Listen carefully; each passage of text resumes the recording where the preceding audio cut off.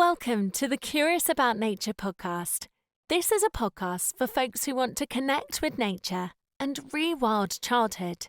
Hosted by Rachel Mills, Buttercup Learning's founder, an educator with 20 plus years of experience with a passion for animation, the natural world and conservation. Rachel focuses on getting digital kids outdoors and having fun in nature, promoting well-being and a can-do attitude to local wildlife conservation and sustainable living. Join her and her guests for their stories, experiences, and tips to support outdoor learning and nature connection. Welcome to the Curious About Nature podcast. Today I'm joined by Annabel Ross, audio producer and founder of Messages from the Wild. Hello, Annabel.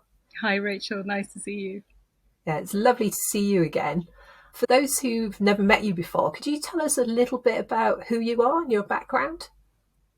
My background is in audio, as in I used to work for the BBC World Service Radio, but that was African news, actually, live news in the late 90s, early 2000s. And then I moved to Tanzania where I produced radio drama programs for education. And so I've always had a passion for radio or audio, which radio is more and more just becoming an audio thing because radio isn't the same as it used to be. And so, and then after 10 years in Tanzania, I came back to England and studied nutrition, which is another story. But in the end, I started the podcast of Messages from the Wild to try and give a voice to nature. Yeah. Can you tell us a little bit more about what Messages from the Wild? How does it work? Some people think it's a bit bonkers, actually, but others don't. Others grasp it and love it. But I think I've had some experts who've literally just sort of deleted my email thinking I need to go to the nearest hospital. Messages from the Wild started when because I had a background in nutrition and in audio, I was trying to combine the two. So I went down to Devon to interview someone about composting, thinking, yes, I'll interview them with my microphone and I'll record an interview and I'll talk about composting because that's good for the nutrition side of my life.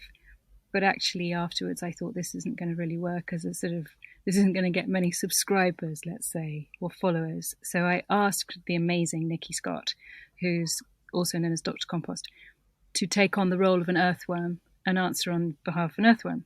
So for 5 minutes I talked to him quite sensibly as an earthworm. It's not a joke, it's not a sort of silly voice or anything. It is talking about their life and their environment and how they survive in this world and what we should really be doing maybe to help them. And so it's more about understanding what it is like to be an earthworm and therefore respecting them and protecting them, because all animals need protecting and respecting. But this way, where I talk to the animal, as it were, which is how I describe it, but that may sound weird, but that's how I like to think of it.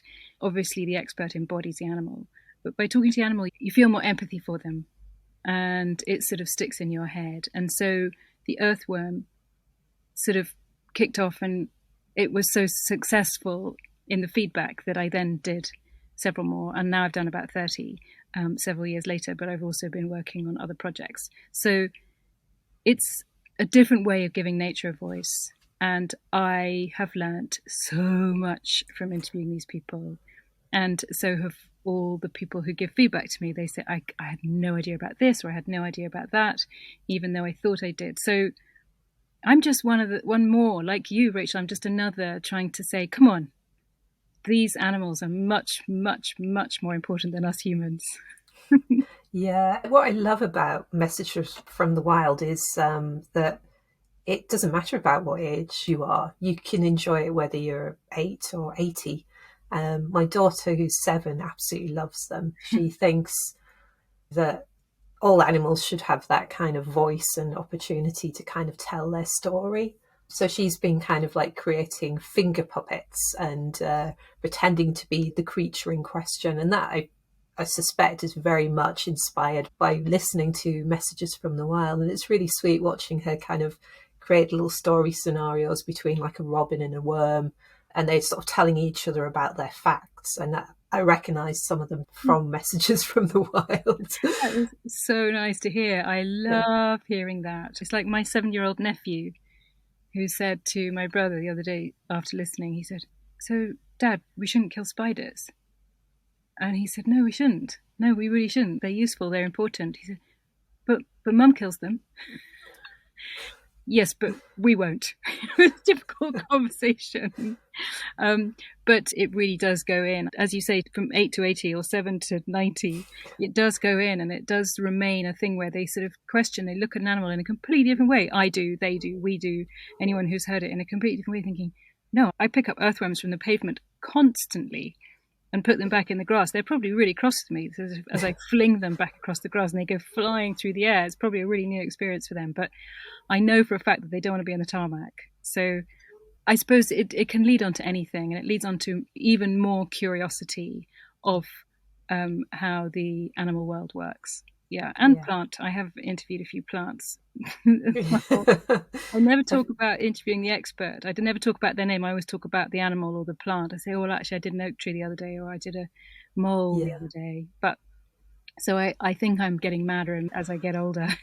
Yeah, it's lovely, that connection, that your experts are so willing to kind of get into character as well. Have you got any favourite experiences that you had whilst you were recording some of the episodes? I feel really loyal to all of them, so I don't want to single any of them out, but it's just moments with some of them that were really extraordinary, like some of the things I learnt and made me almost weep. I was interviewing a silky shark recently, and you can imagine it's pretty tragic being a shark if you live in a certain part of the ocean, without pointing any fingers. I think I said to her, "Does anything scare you? Does anything frighten you?" And she said, "Well, if we get caught up in a fishing net, they'll cut our fins off and keep the fins and put our bodies back in the water, but we're still alive. And we roll and roll and roll and roll and roll and roll down to the bottom of the ocean and just lie on the bottom of the ocean still alive as we get pecked at by other animals in the sea." And when you hear it from that animal, it's really hard to hear. I found that really hard to listen to. The other thing that's really fascinating is a lot of times the experts, you can tell why they study that animal. So the peregrine falcon spoke really fast. You think, yes, okay, you really are a peregrine falcon, because they are the fastest animal, the fastest bird vertically in the world, not horizontally, apparently, which is must be the swift. I can't remember. I'm quite surprised how they, you know how some people say that their owners and dogs sort of look like each other. It's a bit like that. Yeah. It's a bit like, okay, that's so natural that you would be that animal because you are just like it. So I wouldn't pick out any particular special moments. They're all special. I'm so grateful to all of them for even saying yes. I don't pay them to do this. They're really kindly doing it for nothing. And so I love them all. They're all absolutely, they're my gang. I love them. Yeah, well, that's brilliant. So you mentioned there a couple of facts about nature and things that you've learned. Is there any sort of favourite facts that you've discovered? I've got a new one on the website, which is the tardigrade. Have you heard of the tardigrade? Yes. We all know about tardigrade. So the tardigrade is this microscopic animal that lives in moss. You can't see them with the naked eye, but they are about 600 million years old, 300 million years old, and they are indestructible. And they go into this thing called cryptobiosis, where they can just sort of dry up for, I think, up to about 30 years, possibly, and then a drop of water will bring them back to life. I mean, that makes humans look so ridiculous, doesn't it? Yeah, no, they're amazing, aren't they? Are they the creature that can survive in space as well, I think? Yeah. Space, down a volcano. Yeah. Under the ice, up in space. They're completely indestructible, and they look completely alien when you see them. The pictures I've seen, microscopic pictures that I've seen online, and they're also known as water bears or moss piglets, and they do look like a sort of really sort of chunky, 8-legged teddy bear with a weird round mouth. I mean, they're totally alien. They're like something from Star Trek. So that has been, if I could say a favourite, that would kind of be a favourite, in as much as I was so fascinated by it. It was just extraordinary. But I mean, the house spider. Okay, the house spider. So you know how we're all a little bit suspicious of house spiders because they run really fast along the carpet or the floor whenever they're in your house, and it's a little bit off-putting, and you sort of want to put your feet up on the chair and just make sure it gets where it wants to get without climbing up your trousers. And so I asked the house spider, why do you run so quickly? Because it's a little bit creepy when you do that. And he said, we don't have any lungs. So we take oxygen through our skin. And when we've got it, it's like fueling the car, and you have to run really, really fast with all that energy, and then you have to stop and wait for it to fill up again. So they can't constantly move. They have to quickly dash around, and they're absolutely terrified of where they are as well. So they're dashing into the nearest dark corner away from the humans, and then they're waiting and stopping and going, come on, fill up, fill up, fill up. I mean, that's just incredible as well. I was just going to ask you, are there any books or other resources apart from Messages from the Wild that you found really quite inspiring around nature? I don't think I'm alone when I say that I have a pile of books that need reading, or that I even weirdly recommend to other people having not read them. I don't know if you ever do that. Yeah. Heard books like, from other people. Have you read this? It's great. And they're like, oh, right, what's it about? And you say, well, anyway, I'm trying to find time to read books now. Seems like a weird place, but I have had serious inspiration from books over the years to do with Messages from the Wild. My first one that my mum gave me out of the blue, it's just so beautiful. It's called Extraordinary Insects by Anne Sverdrup Tigson. I don't know how to pronounce that. It's this book. Yeah. I'm just showing it to you on the screen. Yeah, after we spoke last, I actually went and got that book. So I've got a copy too. Oh, please read it. I've started it. It's so brilliantly written. I think that's created my love of beetles and anything little. I'm much more interested in the little things than I am really in the big things. That's my first and most favourite, which will never leave my home. The one I've just started, which has been in my shelf for ages, is called The Secret Network of Nature by Peter Wohlleben, German writer. And he wrote, I think, The Secret Life of Trees, which almost had me in tears as well, because he is so attached to his trees. But The Secret Network of Nature is this extraordinary story of how all of nature kind of works together. You know, it's a network. They have to work together. I don't want to be too down on us, but I don't think we're part of that somehow, that network. We seem to have separated ourselves from that network. But meanwhile, all these animals are working together. And if you take one out, or you take some species out, then it's like taking a card out from the bottom of the house of cards. People do say that. You don't really know what's going to happen. It doesn't mean it'll completely collapse, but there'll certainly be some real challenges out there. And he just has an incredibly clever way of writing. And then this one I'm going to read on the train when I go up, actually on the bus to London next month. And it's a very old book that was first published in 1956. And it's called The Last of the Curlews. Last of the Curlews. You can see it's quite an old book. And I'm going up to a talk about curlews in London in December. And I thought I would read about it. It's really sad. I've started it. It's very sad. You know, it's about, even in 1958, it's about how the numbers reduced of the curlew population. And they're really serious at the moment. And but they were hunted in those days. They were eaten. And so understandably, they would have reduced dramatically then. And now it's just a whole lot of other reasons. But so happy and sad books about nature. And there are so many coming up all the time, aren't there? I mean, there's thousands of possibilities out there. And it's really hard to choose and to find the time. I personally have to get on a bus or go to a cafe. Sometimes I read at home, but I'm better off going out. So yeah, those books I completely and utterly love. Yeah, no, I feel the same way, to be honest. I've recently offered to do book reviews for people just because I realised that my reading habit was getting out of hand. And so I've had a few people send me ebook versions of their books to kind of give them a review on, you know, independent bookshops and sites like that. It's been feeding my habit a little bit. And at the same time, I'm helping out other people as well. So it's kind of like win-win. Are you reading them online? Yes, to help them get readers to go and buy their books. Yeah. And Yeah, but it's a shame. I mean, yes, it would be lovely to receive a physical copy, but a lot of authors, You especially can't. if they're self-publishing, can't afford to do that, can No, they?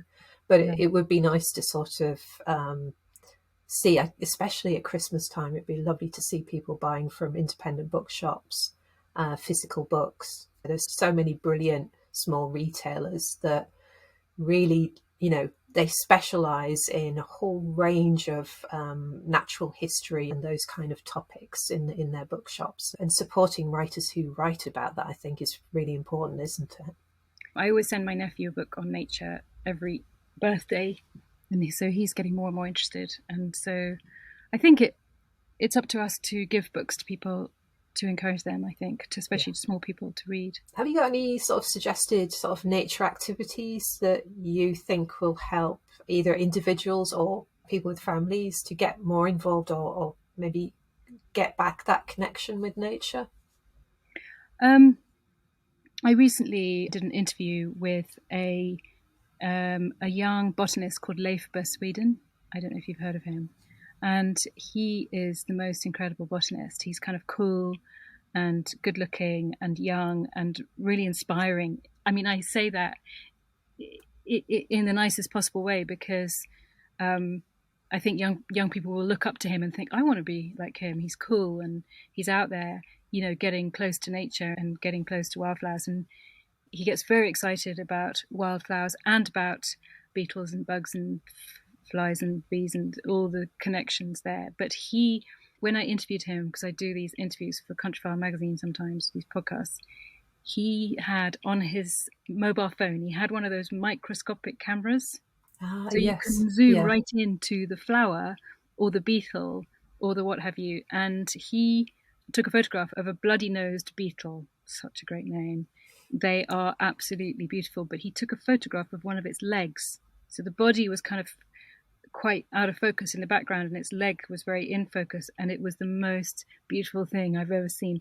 And these beetles don't fly, so their legs are terribly important. Their feet are very important, and they did look very strong. It looked almost as if it had 5 knees. And so I would recommend getting one of those. They're like, I think they're under £5 or something. They're really cheap. And I would recommend getting one of those on one person's, because there's no way we're going to avoid mobile phones. Everybody says, oh, leave your mobile phone at home. It doesn't work like that. We take them with us. If you're going to take one, get someone in the family to put that little camera. You clip it on. You get them really cheap online. You clip it on and you go and look at, even, imagine a daisy, and you can look at it really closely and think, oh my God, this is incredible. So that would be my recommendation for understanding in more minute detail what nature is. I think that's my thing at the moment anyway. Yeah. And listening to messages from the wild, obviously. Yes, of course. So personally, what actions are you taking at the moment to make that connection with nature? What do you enjoy doing? I go out, I often go out on guided walks. I was out on a guided walk recently at Slimbridge Wetlands Trust at Slimbridge to go and see the Buick swans who'd come in from Russia. And I'm always asking a lot of questions about, with the lovely Matt, who was our guide, about where they come from and how they survive and what they do, all this kind of thing. I think curiosity I was born curious, and I'm really lucky, which is why I do what I do. And so I want to know more. I'm also doing an art drawing class, and I was told the other day on this bird walk by one of the other people on the walk, she said, when I go home, I always draw the birds that I saw, even if they aren't very good drawings, and it makes me remember them much better. So I get out as much as I can. I definitely get out at weekends. And then I'll come home and try and draw whatever I've seen just to remind me of what I've seen. So I think it's that, rather than just going for a walk and not really noticing. It's about noticing and coming back and then thinking about it and spending time on it. And I think we always, I don't know, personally, I think there's so much to do at weekends. Our work is never done. It's like, oh, well, even if you're not working as a freelance, you're kind of cleaning or hoovering or washing or doing all these kind of things. And the idea of going out for a really long walk and maybe having a pub lunch and walking a bit more it's almost like we feel guilty for doing it because there's so much to get done at weekends. And that's just rubbish, because we can do that other stuff in the week, in our lunch breaks or in the evening, or take an hour out of work to do more, just to do it. Because these weekends where it's not pouring with rain, also that's the other time to do all the housekeeping, is during times of rain, when it's really heavy. I've got a lot of cobwebs in my house because I've got a lot of cellar spiders that I can't touch them, and I have to. I talk to them all the time. So it's okay, you're safe. It's okay, you're safe with me. It's fine. I have got someone coming around tomorrow, so just make sure you're not very visible. And so I think finding ways of allowing yourself to go out on your own or with other people. You don't have to be with other people all the time. There's plenty of safe walks that aren't very far from home, I think. Well, I'm talking about Bristol, so if you're living in the middle of nowhere, I have no idea. But then if you're living in the middle of nowhere, you probably know your area very well, so it wouldn't really matter. But that's my thing, yeah. That sounds excellent. A really nice way to kind of de-stress as well and just sort of be in the moment. Absolutely. Mm. So I'm curious, what's next for Messages from the Wild? What episodes will we hear next? I'm about to do a series on soil for somebody. So I will be looking at more earthworms and nematodes and springtails and hopefully fungi and plants and bacteria and all their little intertwined relationships that keep soil healthy. I'm really excited about that because my journey with Messages from the Wild started on soil, and now I'm going to be doing a whole series on soil. So that's really cool. So that's coming next summer. That'll come out into the Lost Gardens of Halligan, actually. And I've recently done a series on ocean animals, and I think there'll be more of those to come for sure, because we don't see them. So we don't really consider them because they're kind of invisible to us unless we're watching them on the telly or scuba diving or what have you. So I think they're really important to bring up, especially because I recently interviewed a plankton, phytoplankton, and I said, would we miss you if you were gone? And he said, well, considering we provide 51% of your oxygen, yeah. So I had no idea that phytoplankton allowed us to breathe. I had absolutely no idea. And if I didn't know, I can't be alone in that. I really can't be. I mean, yeah. I'm not... I think it was only this year that I discovered that myself as well. And that's because I was doing some work around carbon offsetting and seaweed and things around that. So, yeah, it's really interesting what we don't know, isn't it? What we don't know. There's so much we don't know. And we need knowledge. We need to be curious and we need to know more. We really need to know more. And yours and my work is helping with that, right? Finding interesting ways of people learning. The more I do Messages from the Wild, the more I interview these incredible people, the more I learn, the more removed I feel from humans, funnily enough. I sort of think, oh, animals are so extraordinary. I met an incredible underwater photographer the other day, a world-renowned underwater photographer who's very famous for photographing sperm whales. He has no fear of being underwater, even in a collection. They're called, there's a special name for them when they're all in one big group. And they are so huge, these animals. And he finds it really hard to communicate with humans now. Because of COVID and having spent so much time under the water and in COVID not seeing that many humans, he really finds it very difficult. He gets quite anxious in a crowd. And I can appreciate that. I'm not living underwater with sperm whales, but I can appreciate that, the more you learn about animals, the more you look at our particular animal, the human, and think, where do we fit into all of this? I mean, we're not that bad. We're pretty bad. We're pretty bad. So if anyone would like to listen to the episodes, where can we find Messages from the Wild? Well, there is a podcast, Messages from the Wild podcast, which is on all the podcasting places. And my website, messagesfromthewild.com, has all the latest animals on it, including all the animals that are down that have come out in the Lost Gardens of Helligan. So there's some brilliant ones on there, really fun ones like Buff-tailed Bumblebee, and Berkshire Pig is very funny. There's another hedgehog, there's a Shire horse, there's some really fun rare breeds on there as well. And the Ocean series is also on my website, which I think is really important. Those animals that live in the ocean, they're just surviving in amongst our trash. That's, but we don't really see that, do we? No, we don't see it no, we happening. don't. Am I being really unfair to humans? Am I downing humans too much, Rachel? Am I being too mean? I think there is that sense of we should be more responsible. We sort of see ourselves as somehow higher than the animals, but actually we're not. And I think there does need to be that kind of recognition of it. So no, there are some amazing humans out there doing amazing things around wildlife and conservation and medicine and science and all sorts of really interesting, exciting stuff to support everybody and animals, so ourselves as animals.